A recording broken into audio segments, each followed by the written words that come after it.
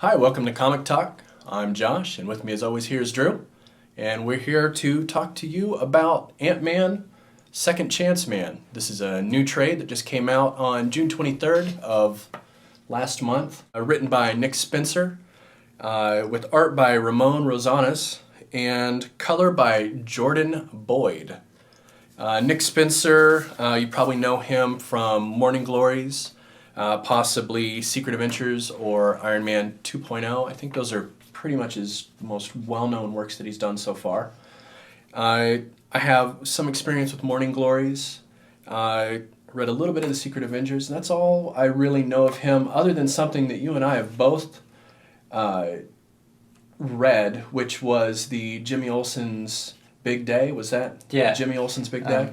I think it was an annual of some sort. Yeah, I believe it was Action Comics Annual. I loved that, and it was my entry into Nick Spencer and what made me go out and search out a few of the other things he did. Yeah, that issue was really fantastic.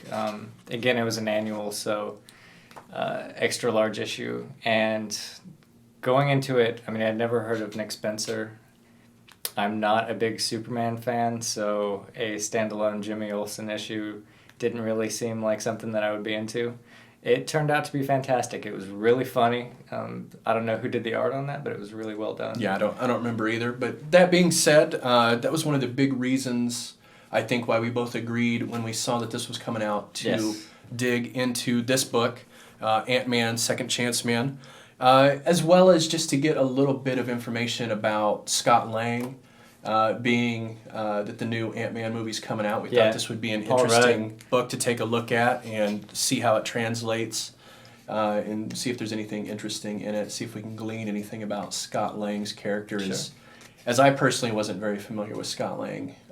You? I wasn't really familiar with Ant-Man. Just in general? Yeah, in general. I assumed, I suppose, that there were multiple Ant-Mans, but I couldn't name a single one of them. Gotcha. Okay. You want to give us a quick synopsis on sort of what this trade here is about? Sure. Well, as we touched on before, this is not the first Ant-Man or even the second Ant-Man. This Ant-Man actually stole the suit. He used to be a thief and wound up being a hero in the process. And there's this whole plot point with his daughter and such. So then after he was accidentally a hero, he was told by the creator of the suit that he could keep it. And that's sort of how this Scott Lang became Ant-Man. Right, and this mirrors from what we've seen from the trailers of the film. This is pretty close to what they're looking at for the film. Definitely. And this Scott Lang is definitely, I would say, a Paul Rudd playable character, which we'll get into. So this Ant-Man is super broke. He has a daughter that he never sees, but he really wants to. She's a pretty big character throughout the whole thing. In fact, his efforts in general are sort of centered around, her and improving his relationship with her and stuff like that. So we see him in an effort to sort of get himself together. He gets a job working for Tony Stark, but then before he can even start, he ditches to go live with his daughter in Miami. Has to move out there. And he sets up a security company. Kind of goes on from there. Yeah, really, this is the story of Ant-Man trying to make a living. Really is. Yeah. Yeah. One of the big things that I think they keep coming back to in this comic is the plight of the C-lister. Yeah. Really, all of the characters in it, or all of the superhero universe. We get some big players. There is a very big name villain that makes an appearance. We already mentioned Tony Stark, Iron Man, but most of the characters that get a lot of dialogue time are those like C-list, like who the hell is this guy? Yeah, who is this guy? He's been in 3 issues of Iron Man number 147 through 150. That sort of character. Yeah. So, what did you think of this overall? Let's just big picture. I guess the first word that comes to mind would be hilarious. I had a great time reading it. I guess going into it, I expected maybe... I didn't actually make the connection between this Nick Spencer and that Nick Spencer until you mentioned it. But when I saw the comic on the shelf, I imagined it to be sort of... did you see the Justice League Unlimited episodes where they had the Atom on there? Mm-hmm. It was just sort of like very heady scientific stuff, and he would talk about like microbiology and like physics and stuff, and it was awesome. Sometimes you would even get frustrated with him because he was about to die, but he was just like going on and on and on about like the scientific properties of whatever he was doing, which was fantastic. Adam and Hank Pym are very similar in that way, actually. So yeah, that's what I was expecting. And based off that, with the movie coming out and the casting, I had no idea how it was going to work. What do you think, having read this, about the casting? I think it's important to understand that this comic is from, I believe the first issue was January. I could be slightly off on my timeline, but it was somewhere in that range. Late last year, early this year is when this began. So at that point, the casting was done, right? Mm-hmm. They've already been shooting the film. It's about to come out.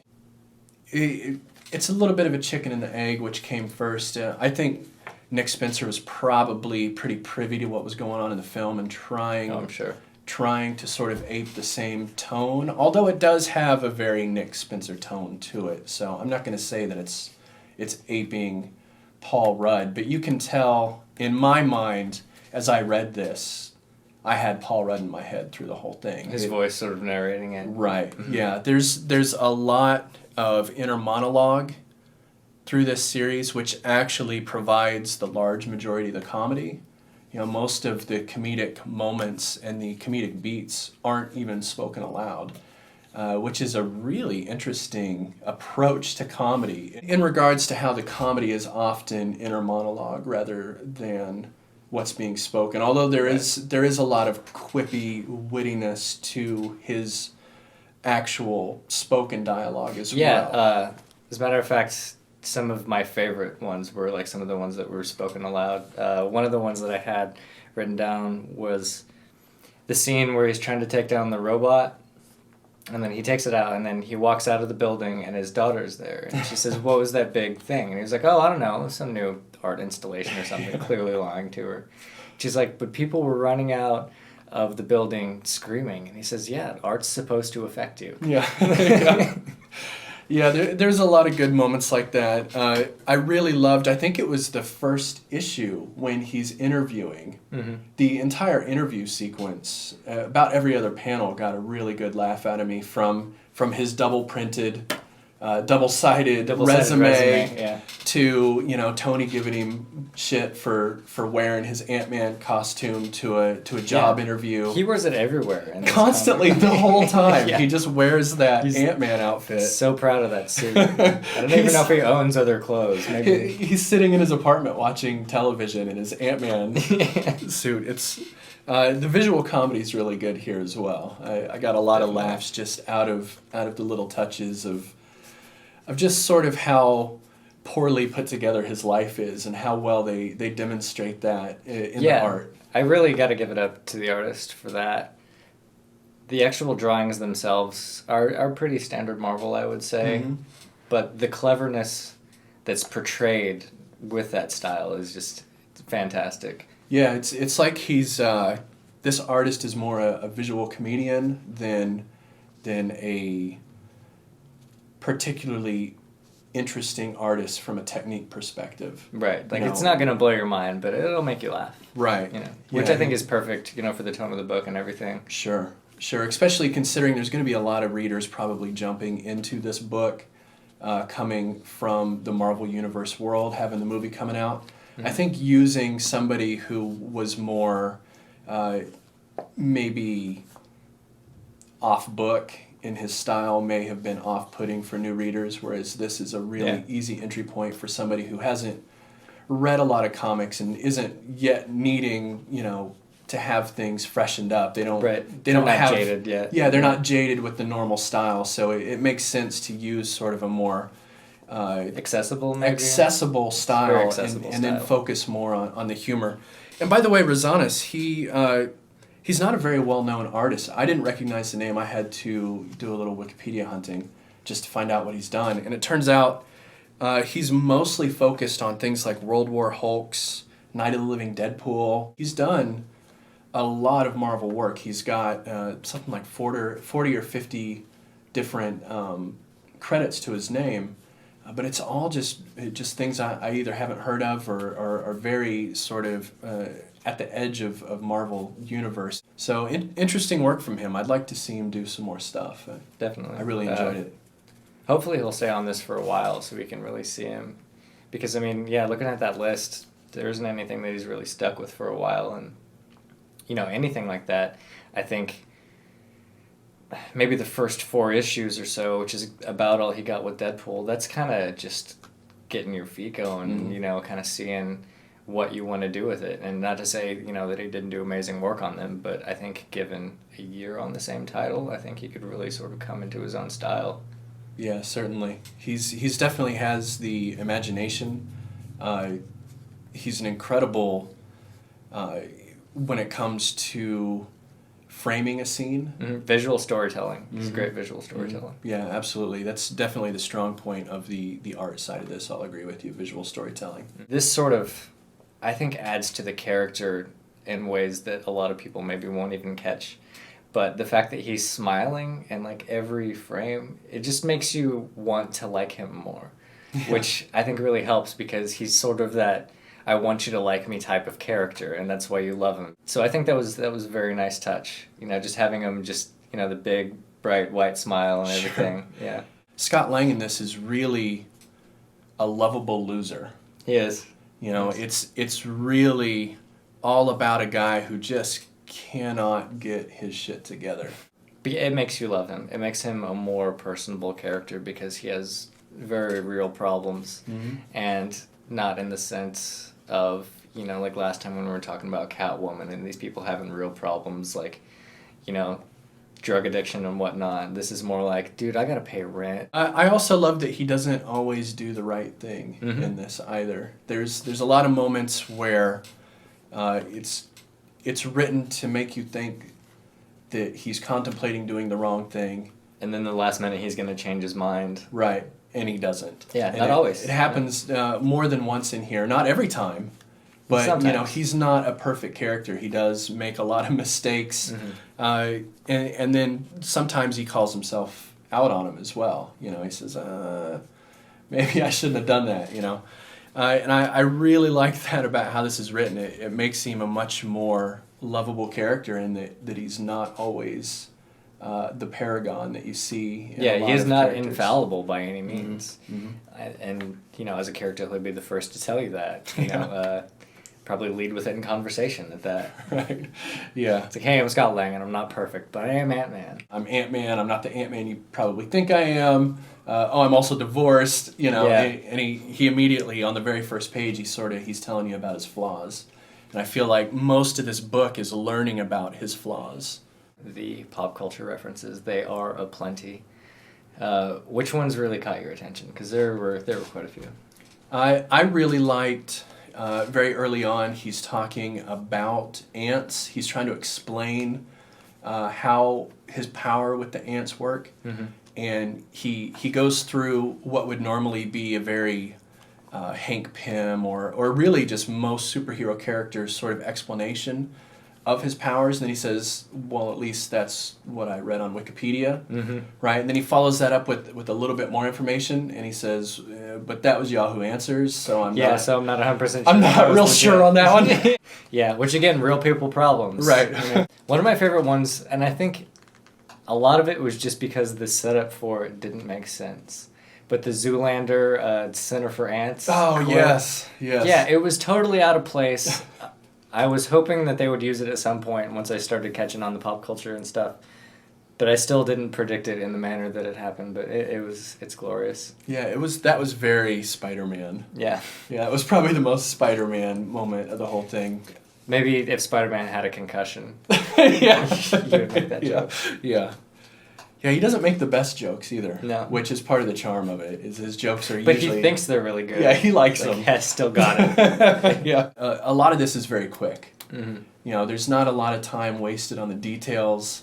He not just in his wit and how he speaks, but just in the storytelling in general. There's a lot of things that we never bother to learn. They don't care to tell us. One example I have is his associate in the bear suit. Who is he? Who is that Yeah. guy? I can't remember if they explicitly said his name. I don't remember it. If they do, we know that he's been to prison and he's fought one of the other Ant-Men. That's really all that we know about That's him. it. That's all that we need to That's all know you at need this to know. point in the story. Yeah, but he becomes a pretty pivotal character. He's in there quite a bit. He's pretty important near the end. And you don't know. It doesn't matter. Who Yeah. cares, right? Just move on. Tell a good story. Yeah. And I really like that about his approach here. And I think especially with the medium being the way that it is, sort of glossing over some of those early inconsequential details then allows you to revisit them later, which, always works great for like a series that, gets a couple of years under its belt. Sure. So I'm looking forward to that if it happens. The origins of the Bear Man and the other computer guy. What was his name? Machine Machina Head or or something. Machinima or something? Yeah, he was pretty great as well. I thought it was interesting in this, and the more I think about it, the more I think it was totally the right decision, but he doesn't really have a love interest in this. This is all just about him trying to be a good dad to his daughter and trying to be more present in her life and protect her and stuff like that. And I really think it was a good decision for the reason that him being the way that he is with his life kind of in shambles always. There's two ways they could have gone with it. And one would be if he remarried after his daughter's mother and then decides to just leave her and move to Florida with his daughter. And the other one would be if, he just sort of like dates around a lot, I'm going to say, which I think really would have killed the sympathy to his character. So I think really keeping that out of the storyline at this point was probably a good decision on Nick Spencer's part. I agree. I don't know. I'm assuming there's going to be one in the movie because there usually has is. to be. There, Yeah. Finally, I just have to bring up the covers because they're fantastic. They were done by a fellow by the name of Mark Brooks. I might even go ahead and link some scans of these covers below in the doobly-doo thing down there because they're just fantastic and they really, their irreverence really helped to sort of show the feel and style of this book, even though they're quite a bit different from the actual interior art. I think Mark Brooks just deserves a shout out for some fantastic covers, which if you pick up this trade at the beginning of each issue in the trade, they do have a full cover or a full page of the cover, which I'm glad they included. Sometimes they do. I thought it was a nice touch. Sometimes they don't. Yeah, and I'm glad they did here because they are really fantastic, and they're all done by the same guy, all 5 of them. I especially like the Snow Globe one. I think it was the 2nd or 3rd issue where he's trapped in the Miami. Yeah. Yeah.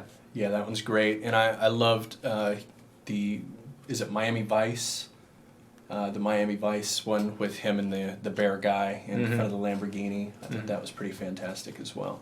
I think I remember seeing it on the shelves and thinking it was a variant or something like that because it seems like some sort of theme that they would work through, like this is our 50s diner month in honor of the Travel Channel or something. Right, and that's what's so great about the covers is they feel like in what would in most books be a variant cover, but these are just the straight covers, which sort of gives you a good hint as to the tone of how this series is going to be, I think.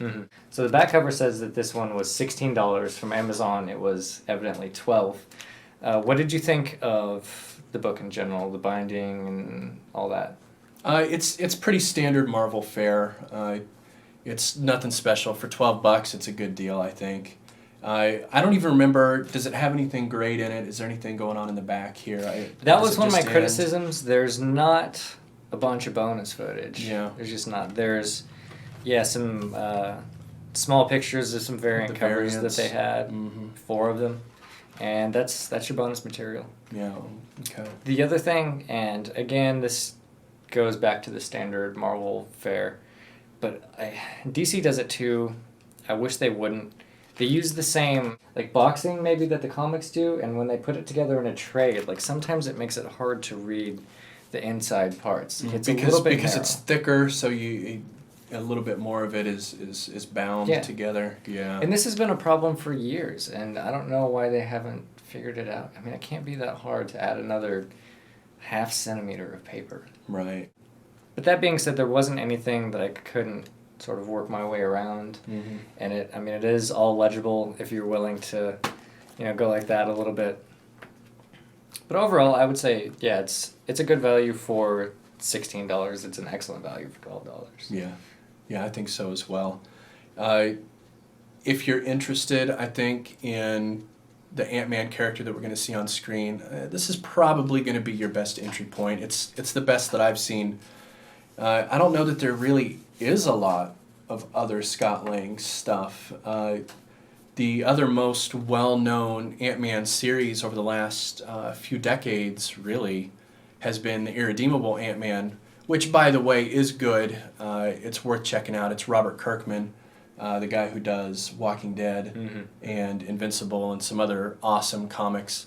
But that's Eric O'Grady, a completely different character.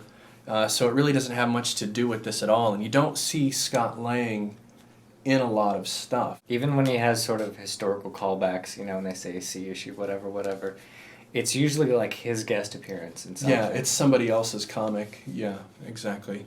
So this might really be your only entry point into the character, but that's okay because it's pretty funny. It's pretty fantastic. Good. Yeah, I wouldn't call this a masterpiece. It's not literary genius. It's not artistic genius, but it's good pulp. It's a $12 purchase that's worth picking up. It's nice. It's funny. If you're going to give it some sort of rating, 7.5 stars, maybe. out of 10, Yeah. 7.5 out of 10. Yeah, I'd say that's about right. Maybe a 7. All right, well, that's it for this week of Comic Talk. Check back next Wednesday where we will do our pull list review episode. And next Friday, you can check back in where we'll be looking at the old trade by Alan Moore, Swamp Thing. I'm excited for that. In the meantime, go ahead and push the button. Is it over here? Right there? Just press the buttons, dude. Just press all the buttons except for the one that's like that. Right, you don't want to do that. You can do that one too, actually. I think we're fine with that. Yeah, we'll do it first and then do the other one, and then I think it'll be fine. And then comment. Say things. Yeah. Cool. Thanks. Come back next week. Do Bye. stuff.